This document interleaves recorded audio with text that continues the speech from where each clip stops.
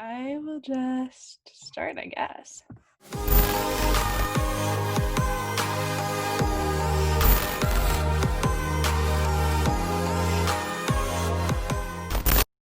Hi, my name is Annabelle Leonard. I'm 20 years old, and I just finished up my freshman year at Boston University, where I play on the women's basketball team.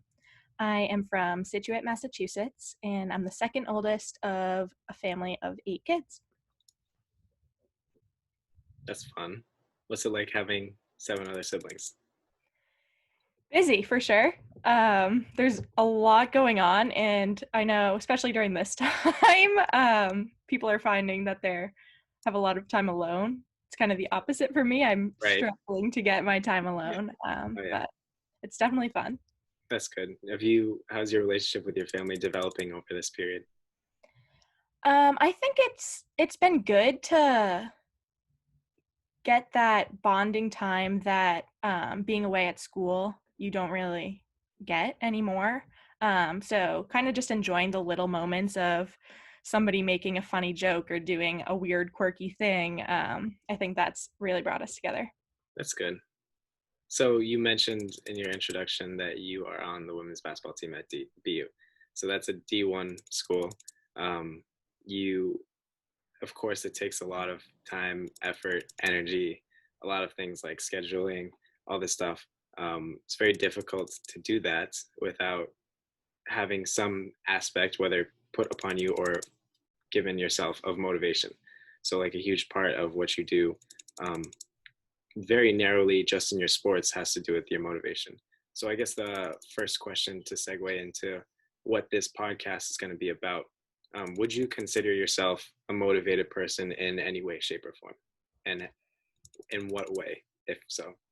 Yeah, I think I am definitely a motivated person in a variety of different ways. There's the more obvious form of having goals and achieving those goals and being ambitious and then setting the steps to get there. But then there's a more intrinsic aspect, I guess, just to be a better person each and every day than I was the day before, be kinder to the people around me, kind of push myself, motivate myself to um, serve the people around me, I guess. Interesting. So there's a lot of aspects of motivation, but they all seem to sort of stem from the same person slash reason, which is you and your intentions for yourself. So that leads to the question: what is your why? Why do you get up in the morning? Why do you do what you do? What is your center point in your piece to which everything else of the motivation aims towards? Yeah, I think my faith is definitely the biggest part of my why. I believe we are here on earth because we are created for something greater in heaven. So everything that I do here is to prepare myself for that, I guess. But then it extends beyond that too, in just the way I see the world. Like we have 24 hours in a day, which is a ton of time if you count the minutes or the seconds, but then it's not that much time as we've experienced over the past few months. With how fast time's flying. So I think my why is being able to use the time. I want to use the time I have in each day to the fullest of its ability, not miss out on any opportunities. Mhm. And so the way you sort of approach these days has to do with both your mindset and the actions that you do, whether it's the habits or the big decisions that you make. So what are some of the habits that you implement into your daily schedule in order to achieve your goals, whether they're athletically, physically, mentally, spiritually, in any sense?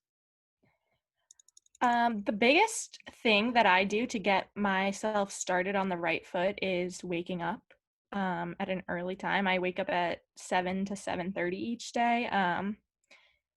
Partly because if I wake up even at 9 o'clock, I'm already my first thought is great. I've already missed out on so much time of the day. But also partly because I thrive in the quiet. Like I'm a pretty extroverted person, but there's something about time alone that really fuels me. So when I wake up in the morning, just drinking a ton of water, not going on my phone right away. Normally, I'll read some scripture from the Bible and then get started with whatever I have to accomplish. That's awesome.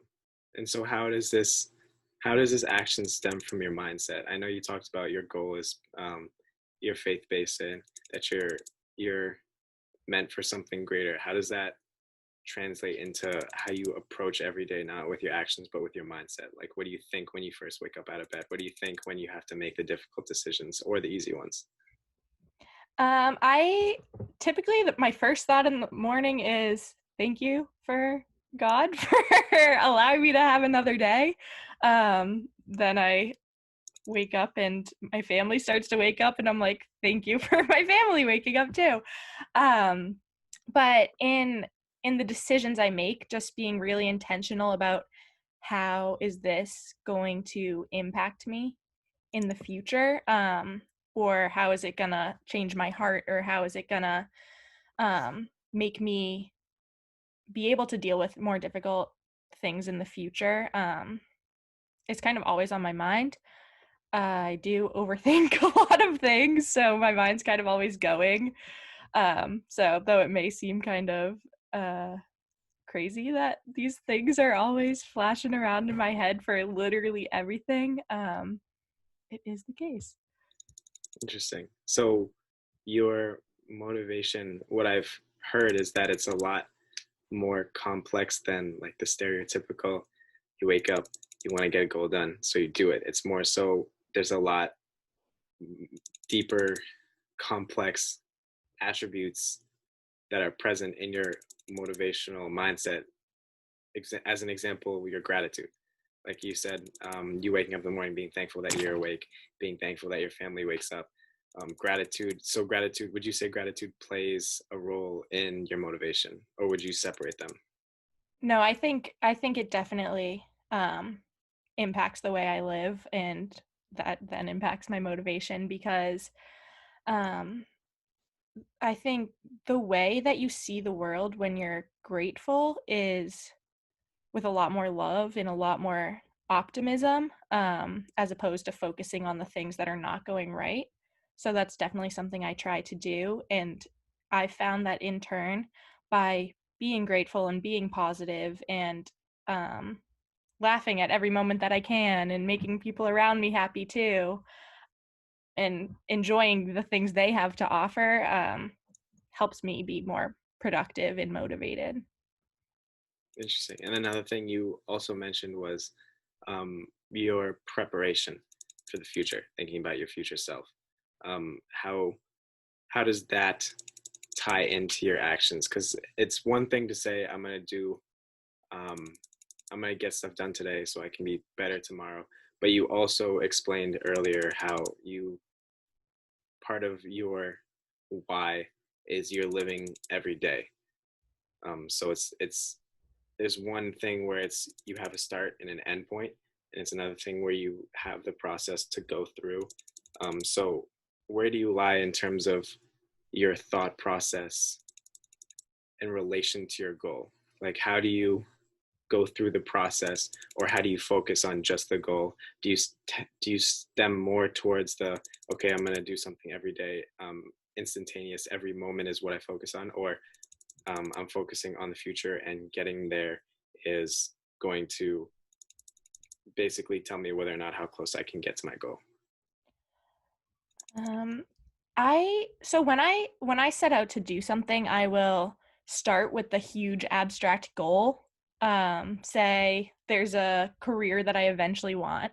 Like the top at my peak when I'm at the highest point of my career, this is what I want it to be. So I'll either research people like that um, or look at the degree requirements or things to get there, like other people's processes, and then kind of work backwards. So the beginning is just kind of a big plan in my mind of here's what it figuratively would need to get there. And then I kind of take that, make it into little steps in my mind, and then um, I'll take those steps like in a step-by-step process, but not stressing when I don't hit something on that specific day or time, because I know it's a long process to achieve the very biggest goal you have for yourself. Um, but I do that with smaller goals too. It's like I'll look at what it requires to get there, and then I'll implement it. Maybe not as strict of a way, step by step plan on I'm gonna do this at this time, but more loose, knowing in my own head that the way I operate is I will do that and get it done. Mhm. So there's more aspects of motivation in terms of your productivity level, being patience as one thing, and then really just adaptability. So being able to be patient and understand that this is a long process, and being you seem to really gravitate towards being in the moment, even though you've set up your goal, being able to stay with what's going on around you, and that allows you to adapt to when things go off plan, when things go off schedule, and it doesn't throw you off because you're able to embrace the moment for what it is and move forward accordingly. Yeah. And it seems like that's a very mature and developed way to go about your life. Have you always been like that? And have you always been this motivated? I think I've always been this motivated. I don't, I definitely know that I have not always taken things in stride. And still, there's times today or in the recent past where something will happen and pretty immediately in my mind will start to race, and I won't be as patient, and I will kind of start to freak out a little bit. But pretty quickly I can gather myself and realize God has a plan and this is happening for a reason, and then try to figure out what what this good is going to come out of it, which sometimes you can't figure out right away, but in the future you will be able to. But I also think a, a really important part of my life and in being able to regenerate motivation is feeling the feels, I guess. Sometimes people look down on when when you're disappointed or something, like feeling that, or when you've just achieved something, feeling that and being super happy. But I think honestly, if you're gonna maintain a lifestyle of productivity and motivation, then you're gonna need to feel those things, or else you're just gonna get burned out. Interesting. So there's a very humane aspect to your motivation. And recognizing that it is a person to person basis means that you really have to understand yourself and allow yourself to have the feelings in order to actually maintain your process and your motivation. Yeah. And you said that it's been your, whether it's in your recent past or even more so in the past, that you have had issues, struggles, challenges with being able to stay focused, being able to ignore the noise either around you or inside your own head. How did you get to the point where you are now, where it's you're able to control your thoughts and you're able to basically calm yourself down and be like, okay, recognize the bigger picture here. Yeah, I've had a lot of really, really good people around me that love me and support me and are were there for me during the hard times and kind of grounded me, to help me like get my head straight. So knowing that I have those people and that they're gonna be there around me no matter what, whatever comes in the future, definitely helps a lot. And also then learning from them of, okay, here's what their advice was during that time, let me think of that earlier the next time something happens that kind of throws me off course. So well, your relationship with other people has a lot to do with how you control yourself, how you think. And earlier you also mentioned how when you have a certain goal, you research other people who are at where you want to be and you learn from them. So a lot of what you do is relationship based, and educational based. So how would you bridge the three of your relationships with other people, knowledge and learning, and then motivation as a whole and your own daily journey process? Yeah, I think throughout my individual process, every single moment there's something to learn. Like even if I have an interaction with someone and I get really frustrated by it, I can reflect right after and be like, okay, here's why I got frustrated. Here's how I can next time be more patient, be more loving, because who knows what they're going through. And then I can go listen to a podcast or something to learn about how other people are managing empathy and relationships. And then oftentimes those podcasts come from people that are successful business people. So that kind of is how it all intertwines. But then the the overlying theme is I'm motivated to get better or be kinder or learn that thing. Mhm. So a lot of people, when they see motivation, it's very black and white. It's either you're motivated and you feel like doing something, and you feel either energy or stimulus to get something done, or you don't. And based on our conversation so far, that's nearly the opposite of how motivation is for you, where it's not necessarily about your feeling. It's more about how you're able to control yourself and how you're able to understand like the bigger picture. And so that being said, what are your what's your thoughts? What are some things that come to mind when you hear of people slash situations where it's all motivation without action? Because you're very proactive in your motivation, and that's they seem to go hand in hand. They're not It's not like a process for you. It's not I get motivated then I do something. It's I do something because I'm motivated, and I'm motivated because I do something. Mm-hmm. So that is very different from the stereotypical slash black and white. I feel really inspired right now, so I'm going to go do something. So how do you see that as just different, or do you see that as problematic in any way? And in what ways do you see this difference happening in other people? Yeah, I don't know if it's problematic because each person's mind works in a different way. I think that for me to sustain motivation at all times, that little cycle of hand in hand has really, really worked for me. And also the filling all the channels that I receive information, like the people around me, social media, um, anything else like that that I'm getting information from, making sure that's filled with positivity and people that are motivated. So that kind of provides an extrinsic motivation for me.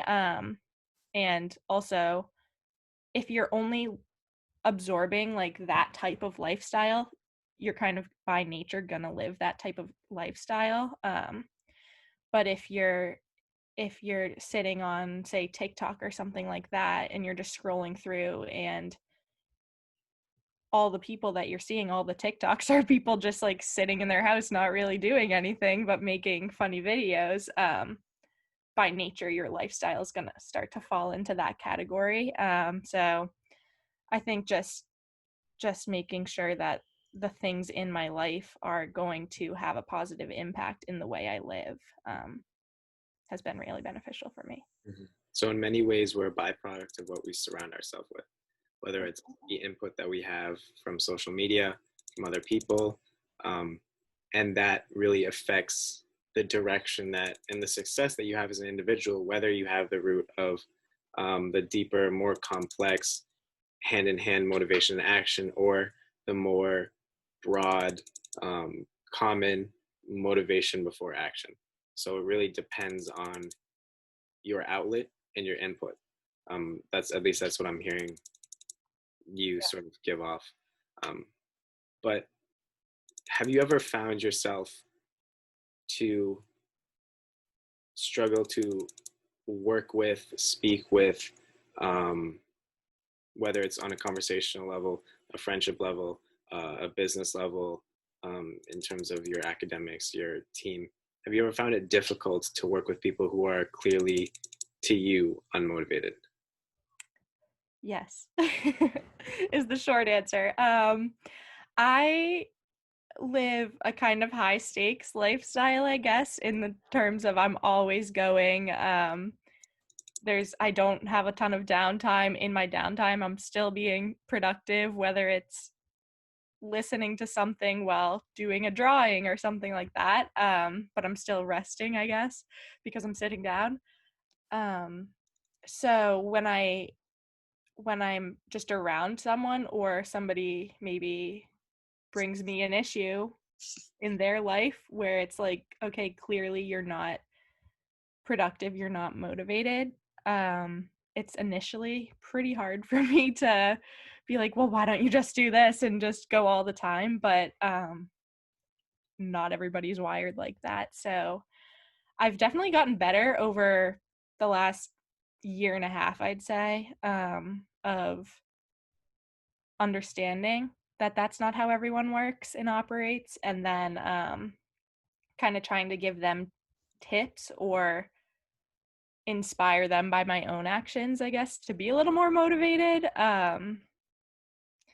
So yeah, I mean, I've never really had an issue getting along with other people because I don't think I really force the way I live on people. So yeah, I definitely don't force it, but kind of just leading by example, I guess. I Mhm. try to do subtly. So you mentioned being wired a certain way. You also said that you've always been motivated. So for you, it's a little bit, for not necessarily easier, but more natural for you to be in a constant state of motivation. And I can relate to that as well.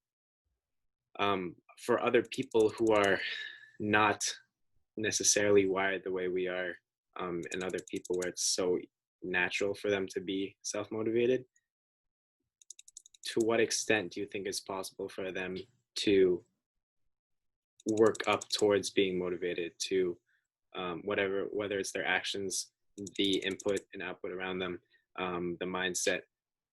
How how effective or how possible do you think it is for people who aren't wired this way to sort of change their thought process to be able to be at the motivated level that we are?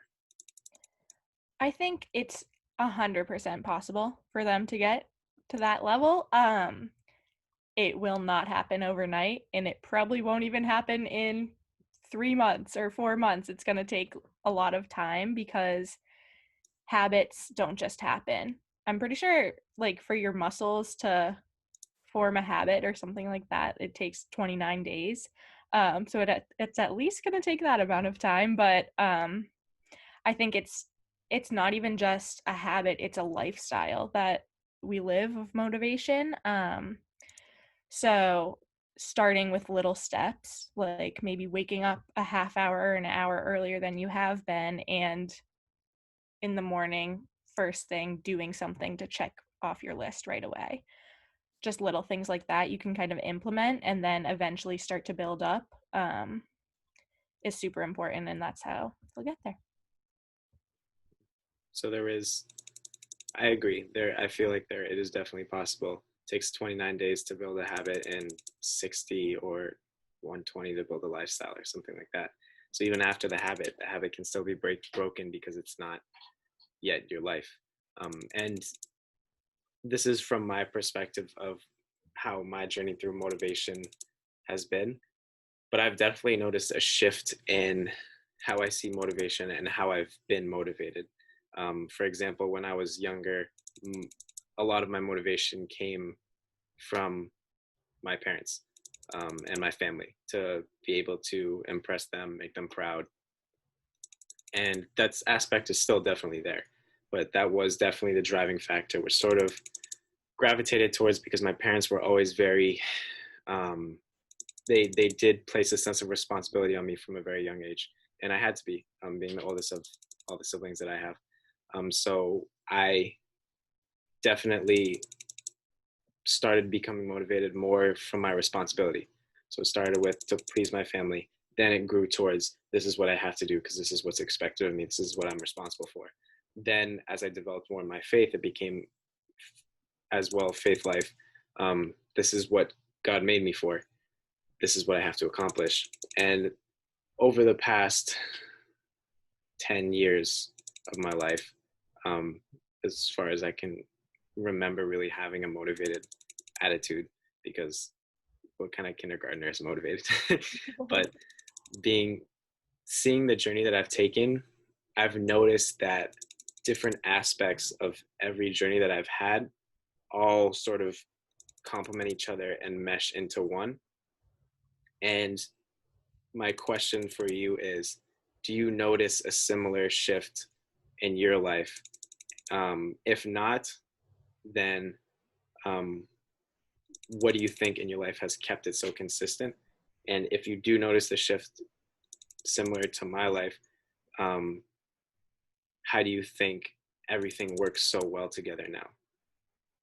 Yeah, I definitely think I've had a shift similar to yours where as a kid you're signed up for things and you're expected to get all A's and you have all these kind of pressures on you, but at that time you're not really like, oh, this is a ton of pressure because do you even know that word?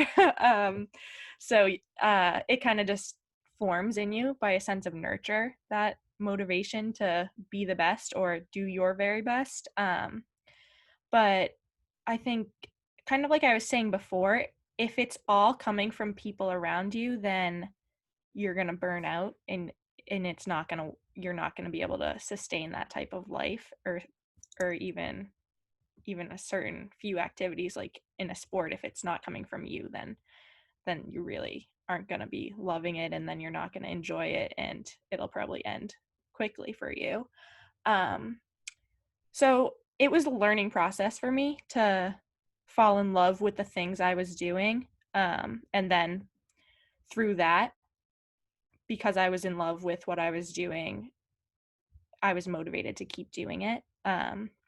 So, yeah, I think I still have pressures now coming from coaches at a D1 level to be doing certain things or anything. But this quarantine actually has taught me a lot about myself in terms of it being my own motivation and not the pressures from people around me. Because I think when you're doing anything, doubt will seep into your mind of why am I doing this? Am I good enough? Am I actually doing this because I want to be, or am I just trying to impress someone else? And whether those are your own thoughts or evil seeping into your mind, I think they're important to acknowledge. So being able to kind of during this time see that, yeah, this is the way that I'm built and this is how I'm made and this is the way I live and I want to be doing it, um, is important to acknowledge too.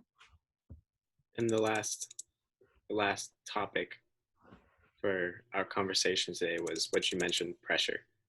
How do you think pressure has played a role either in moments in your life for the better, for the worse, in terms of how you're motivated? Because pressure is a huge turn off for a lot of people with motivation, because pressure is it's very difficult to build up to have a personality that is good with pressure. Um, that is something that I've noticed in people is a lot more difficult to change as easily as or as simply as changing your motivation, how motivated you are. It's very difficult to change how you receive pressure and how you react to pressure. So how do you think in your life pressure has played a role in your motivation, whether for better or for worse? I think it has played a good role and a bad role. The good role being part of me is a people pleaser and I want to fulfill the ideas people have of what I'm able to achieve. So that pressure has been good because it just keeps pushing me. And maybe I had done a workout earlier that day, or I'm in the middle of a workout and I'm going to get in 10 more reps because of that pressure, something like that. So I think that's a really healthy way to have pressure and to use pressure. Or it's, I'm going to study a little extra for this test, or yeah, I'll sign up for this club because I have that pressure to have a great looking resume or something like that. Um, in a negative way, part of me cares too much what other people think. So the pressure of other people's expectations or needing their validation has definitely taken a negative toll on the way I operate, I think. And I'm aware of that I value other people's opinions a little bit too much. And it's something that I try to work on every day, but it also is part of who I am. So I think that's how pressure can negatively impact you. But I've never had that pressure and those negative thoughts and been like, now I don't want to do this. I've still been motivated to be like, okay, I'm going to make that person think better of me or be validated or whatever. So, So I'm hearing there is a healthy version of motivation, just like there is good motivation, there is some bad motivation, or negative, less healthy motivation, in which, for you personally, in your case, it's you validate other people's opinions too much. And you've also said that you've been working on that.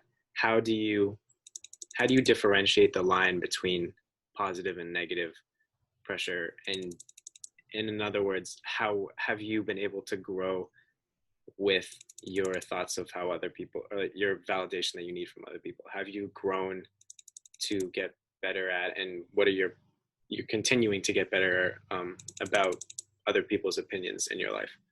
mhm. So the line I think comes from how it makes me feel.